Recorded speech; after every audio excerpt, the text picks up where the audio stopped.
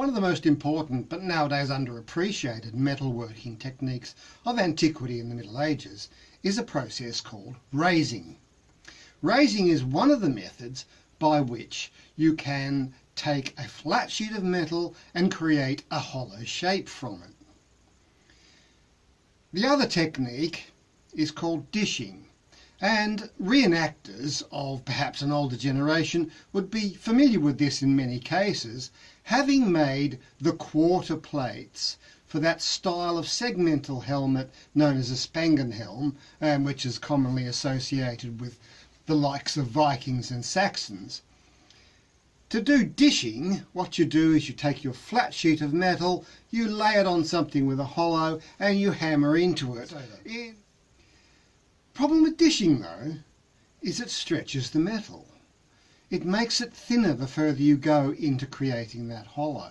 And sooner or later, you get to the stage whereby the metal is too thin to do the job for which you intend it. And of course, if you keep on going, you'll simply punch through and end up with a hole as the metal gives way. Raising is quite the opposite process. In terms of raising, what you're actually doing is lifting the metal away from its original plane, generally working towards the edges. Then the beauty of that is that rather than making the metal thinner, it actually squashes it together and makes it slightly thicker, which means you can go a lot further in terms of raising in order to get your hollow shape. The area in which it survives into modern times is silversmithing, whereby it's the basic manual technique used in making things like silver jugs and so on, all those things you see held up when football teams win some kind of premiership and so on. So the idea is you're taking a piece of metal like this, it's a sheet of shop copper alloy, and you're turning it into something like this. And what's this going to be, you might well ask? In fact, it's the facing plate off the front horn of a Roman saddle. It will go on there like that in time. As I say, I'm working in this case in copper alloy for my final version. On the other side, what you can see is a test piece I did with some scrap iron because it's easily available and cheap nowadays. As you see, my piece is going to be a bit decorated, and so that's where I'm going to start. What I'm going to do is called repousse to get this effect, and you might actually say it's like a very localized use of the technique of dishing. I tried it early on, shaping, doing the raising first and then doing the repousse decoration afterwards, but that was really quite inconvenient. So this one I've shown that it's much better to do this decoration first and then raise the ends and sides appropriately afterwards.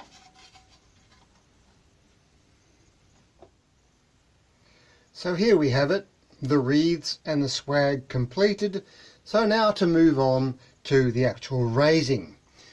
Now there are, of course, specific tools for this, particularly the stakes, which are large metal objects, iron objects, that slot into an anvil or a block to support them, and they come in various particular sizes and shapes that will allow you to move the metal in the direction you want most efficiently.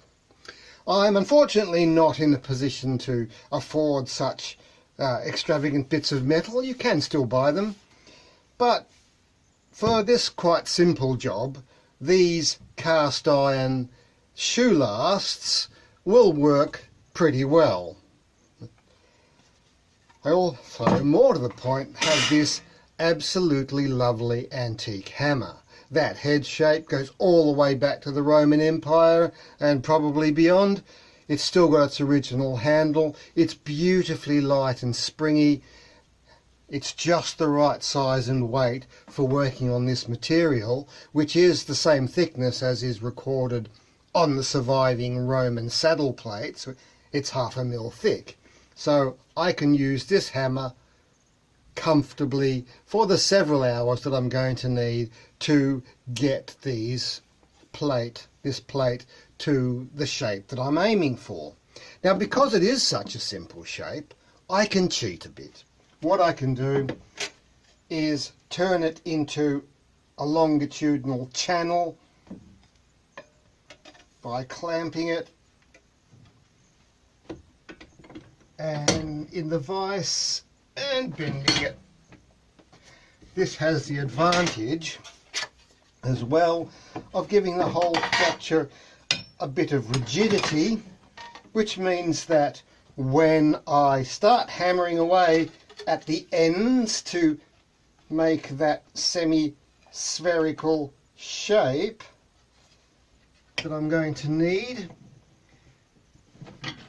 it will move the metal more reliably in those places rather than risking it going somewhere I don't want it to.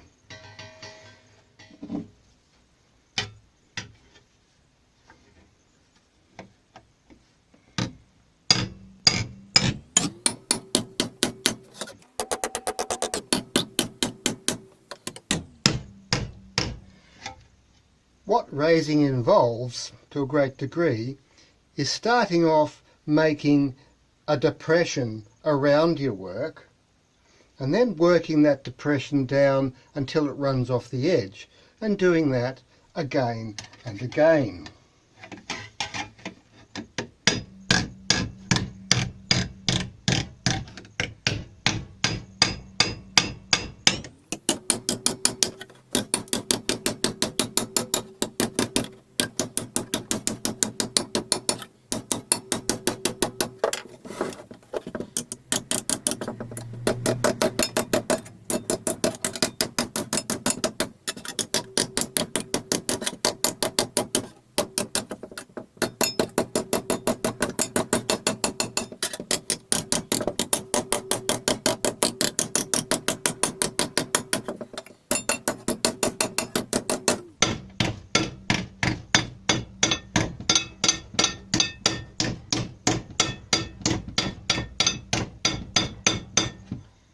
You see it's already starting to move in that direction.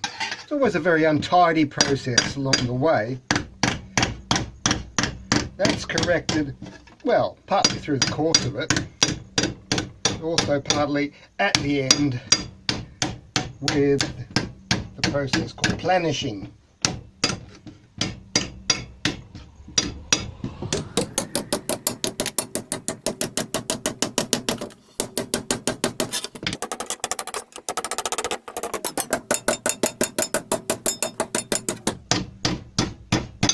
Very important to work the metal as consistently and evenly over your whole work area, particularly in terms of these edges, because any entrenched wrinkle that you let get out of hand and don't push back carefully on a regular basis will turn into a fold that you'll never get rid of.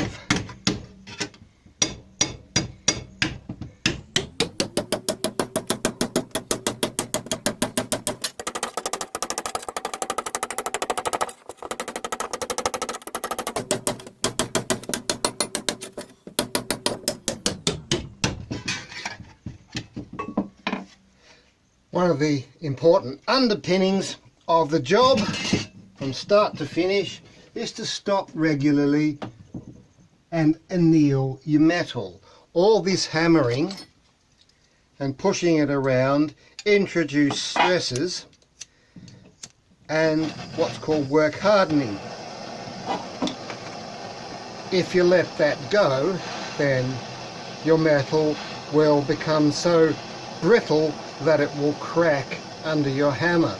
So at the beginning and regularly throughout the work, you need to anneal the material so that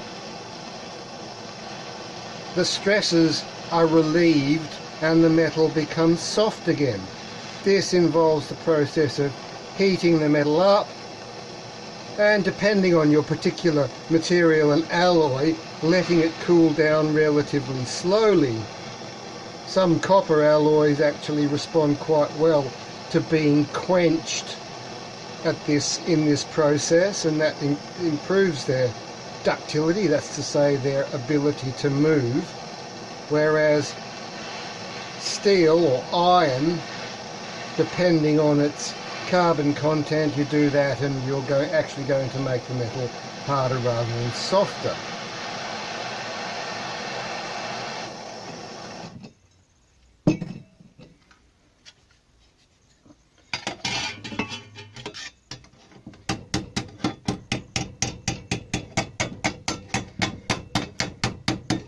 There's no particular advantage in working it hot, unlike when you're doing heavy forging in mainly iron. But while it's cooling down, I'll just knock a few of these wrinkles out because it'll help the process along a bit later.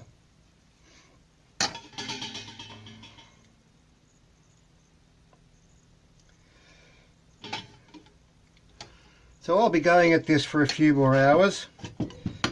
You're not going to sit here and watch it. I'll come back when we get a bit further along. I'm now sailing into the doldrums. As you can see, it's come quite a long way, but we're now moving into the phase where you spend a lot of time hammering and hammering and hammering, and nothing seems to happen, or at least nothing in the right direction. But you just have to carry on with it, working steadily and gently over the whole surface until you find out that something has been happening. But the last phase, where you're bringing this end down until it's flush with that bottom plane and it drops off at something resembling 90 degrees to the major plane along there, that's one of the slowest and most frustrating bits. But as I say, you've just got to keep at it. So here we are with one end finished. Now to go through all that banging again to do the other end. It'll be a little bit more complicated, partly because the shape at the other end's a little bit more complicated, but also I have to make allowances for where the horn is fixed to the arch of the saddle. And once that's done, two more at the back. They'll be a bit simpler because they only have to be raised at one end. The other end is just square, so that'll be fine.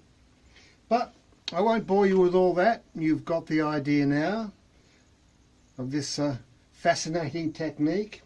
I hope to be doing a lot more of it in future.